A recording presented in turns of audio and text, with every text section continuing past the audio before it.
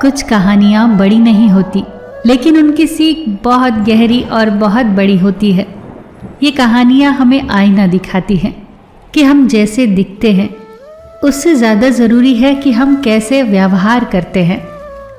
आज की ये कहानी एक ऐसे मोर की कहानी है जिसे अपने पंखों पर बहुत नाज था, और एक छोटी सी गौरैया की जिसके पास दिखाने को तो कुछ खास नहीं था, पर उसके भीतर इंसानियत और विनम्रता भरी पड़ी थी। घने जंगल की हरियाली के बीच एक मोर रहता था। उसके पंख जैसे कुदरत ने रंगों से कविता लिख दी हो। जब भी बारिश होती वो अपने पंख फैलाकर नाचता और हर किसी को जताता, देखो मुझ जैसा सुंदर इस जंगल में कोई और नहीं है। मोर की सुंदरता सच में आंखों को खींच लेती थी, लेकिन उसके मन में एक बात जड़ कर गई थी, और वो था उसका घमंड अपने रूप पर, अपनी खूबसूरती पर, अपने खूबसूरत रंगों वाले पंखों पर। उसी जंगल में एक छोटी सी गौरैया भी रहती थी। न उसके पास रंग थे न भव्य पंख, पर उसमें था अपनापन, मेहनत, सादगी। वो रोज अपने काम में लगी रहती और दूसरों से मीठे स्वर में बात करती। एक दिन मोर फिर से अपनी सुंदरता की डींगे मारने लगा। तभी गौरैया ने धीरे से कहा, मोर भाई, तुम्हारे पंख सच में बहुत सुंदर हैं, पर याद रखो सुंदरता सिर्फ ऊपरी नहीं होती, भीतरी भी होती है, जो किसी के व्यवहार में झलकती है। मोर जोर से हंस पड़ा और बोला, तुम जैसी साधारण चिड़िया सुंदरता के बारे में क्या जानो।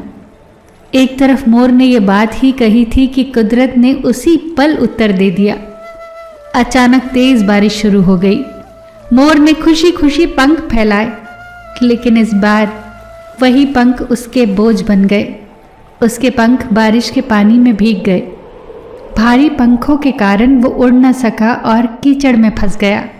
गौरैया, जो हल्की और फुर्तीली थी, आसानी से सुरक्षित जगह पर पहुंच गई। वहां से उसने मोर को देखा। वो असहाय और डरा हुआ लग रहा था।